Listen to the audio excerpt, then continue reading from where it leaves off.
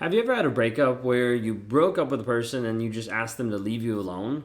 Like at that moment, you're just like, I'm uneasy. I don't like this. This isn't something I want. Maybe you felt like you were getting attacked. Maybe you felt like something is abusive, but maybe you just had no clue. You're just like, I just want to be left alone. And they don't. But then even worse, you feel like you can't leave them alone. Like you don't want them. You start to see that they're not good for you, but you still go back. You still want to interact. You still want to be with them.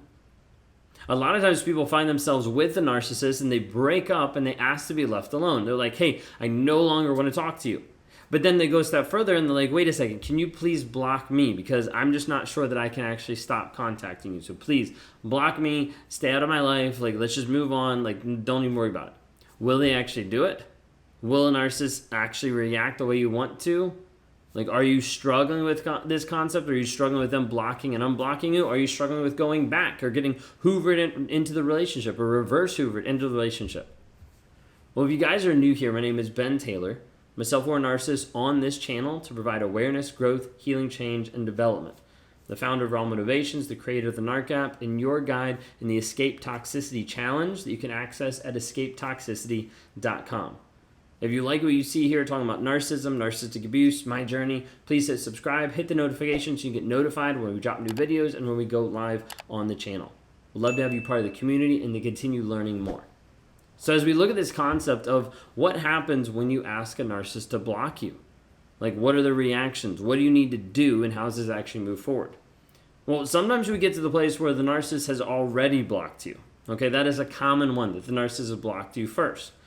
And this often happens. It's not necessarily always, but it often does happen. And the thing is, you end up going back and forth, not realizing like about the narcissist like blocking you. Like, wait a second, like, did they actually block me? Did they not? And you go back and you start to look. And you start to look and be like, wait a second, they don't have to be blocked. Now I am blocked. Now I'm unblocked. And you start to watch this game online of a block and unblock, block and unblock. And part of it is to punish you at times, and part of it is to train you at times, and part of it is to keep checking on you but not give you access to them. And this is a crazy making like cat and mouse game that a narcissist plays with another person to be able to produce this effect that you want them even when you don't. Maybe you had that in the relationship already where the person was blocking and unblocking you. Like you would get frustrated of like, I just can't deal this anymore, and he'd block you. Then you wouldn't be able to contact him for another day or 2 days or several hours. And it would almost make you like panic because then you're like, wait a second, what did I do? How did I make this happen? And you start to put that guilt and that blame on yourself. And as a result, the narcissist, when they unblock you, opens up that door and you're like, oh my gosh, I'm so sorry. Because they've slowly started to train you through this aspect of blocking and punishing you to get you to the place that you are subservient to them, that you are responsible for their emotions, that you have to come back to them over and over and over again. You see, this concept of reverse hoovering, where you keep coming back to a narcissist even when they're not doing anything, oftentimes is predicated by the aspect that happens in the relationship the entire time. Where the narcissist is constantly running away and constantly having you chase, and then coming back and then having you chase, then coming back and then having you chase. And it helps them in their mind because in their mind then it's, oh my gosh, this person loves and cares about me. Because the affection, because the attention that they're giving me. And they switch it around. Well, there might be this aspect of anger. The narcissist is going to be mad at you of you asking him to block you. Okay? Like, how dare you actually do that? Like, what'd you say? Like, why in the world would you expect me to block you? We've been together for so long and you just want to throw that away? You can see this anger piece that'll come out because you're asking this person to block you and they don't want to do that. They don't want to do that not because they care about you, not because they love you so much, but a lot of times because they care about the access or they care about what you provide for them. A narcissist is all about what you provide for them, not about an actual loving and connected relationship. And you have to remember that. So sometimes they'll respond in anger. Sometimes it'll be this frustration piece. Other times they'll respond more as the victim. It'll be more along the lines of like, what? I can't believe this. Like, you want me to block you? Like, after all we've been through? Like, I'm struggling with this stuff right now and you want to leave me in my time of need. You want to leave me when I'm working on myself. You want to... And it all becomes this victim aspect that the narcissist is playing, saying, hey, this is all about me, and I can't believe that you're doing this to me. And all of a sudden, your one ask, your simple ask of like, wait a second, like I just need help with this, makes you start to feel like you're the bad guy.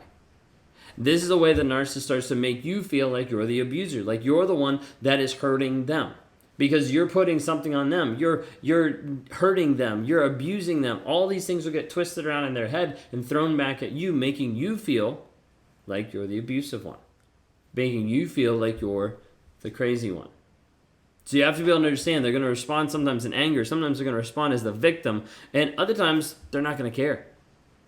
They're just going to be like, whatever, and just like turn away. Like they're just going to stop communicating to you. Doesn't mean that you're blocked. Okay, but a lot of times they'll stop communicating with you and just kind of disappear. And this aspect shows what's actually going on underneath is that they don't actually care. They don't actually care about you. They don't actually care about what you're asking them to do. They're just moving on. But when this happens, sometimes a piece switches inside of you and you start to obsess. You start to wonder, like, wait a second, like they didn't block, so what are they doing?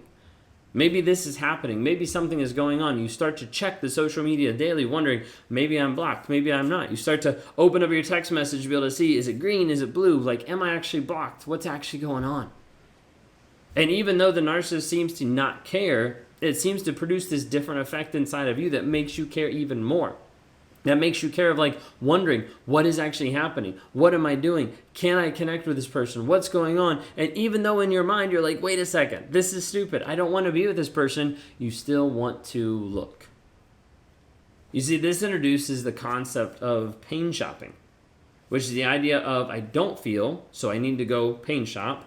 Or I do feel so much and I won't feel better until I go pain shop. Now, what is pain shopping? Pain shopping is this idea of where you're going on, you're stalking, checking someone else's social media for the purpose of getting an emotional release. Now, whether that's a high or whether that's just actually feeling something in general, it's getting to the place of saying like, whoa, okay, now I actually feel better. The problem is, just like someone who's like coming off an addiction thinks, oh, one more hit, one more drink will make me feel better. It doesn't. It just spirals you into more pain. This is why we call it pain shopping, because in the moment you're thinking, this will help me. But then in reality, it doesn't, and all you're doing is going around looking for more pain time and time again. And it doesn't change the action of what's actually happening. It just continues that going over because it doesn't seem to actually help at all. Okay? But you go back. And you look at him, you look at his social media, you look at the people that he's with, you look at all these things, and you're trying to put together a timeline or an idea or a phrase of like, what has actually happened? And the problem is this slowly ramps up. Like it slowly ramps up where you start looking more, you start connecting more, you start even reaching out more. Maybe you're at the point where you reach out like once a week, and then you guys start talking slightly. And this produces a slow sucking back into the relationship, a slow hoover. And one day you realize, wait a second, like we were no contact, not blocked, but we were no contact.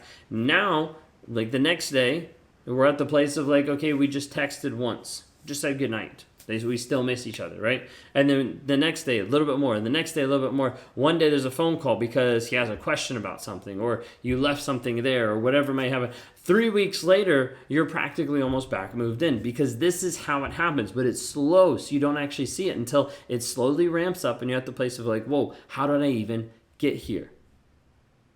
You get sucked back into a toxic relationship, and one day you realize, wait a second, I used to be free, now I'm back, and now I feel trapped. Now I feel like there's no way out because I've been free, and now I'm back. I've been to the place where we've been no contact, we just didn't block each other, and now I'm back, and now I'm stuck. If you feel stuck today, I'd encourage you to reach out for help. Go to rawmotivations.com, click on the one-on-ones, and let's talk. Let's start you down that journey.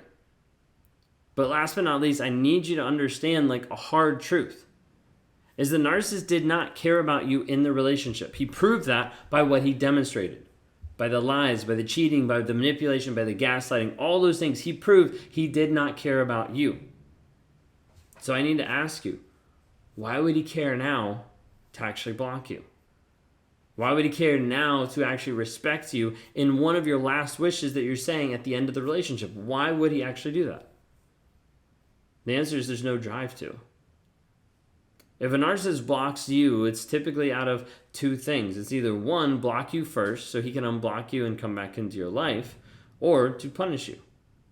to control you, to make you want to reach back out. And so when you ask a narcissist to block you for them so you don't go back to them, it's not you working on you. It's you putting your work and your effort and your growth and your change onto another person, saying like, hey, heal me, please. And there's a better way. There's a better way to be able to move forward, to take back your power, to find you again, regardless of what the toxic person is doing in your life. So if you haven't had a chance to be able to check it out, go to rawmotivations.com. Because you want to get to the place where you block, where that person has no access to you. You want to get to the place where there is a no contact in place. And no contact means block, ghost. Make sure you're completely disconnected, that there's no way that he can access you. That way you can start moving forward in your healing without getting triggered, without having the trauma ripped off time and time again. There is hope and there is help. We're guiding people every single day systematically to break free from that toxicity and continue moving forward. Reach out today at rawmotivations.com.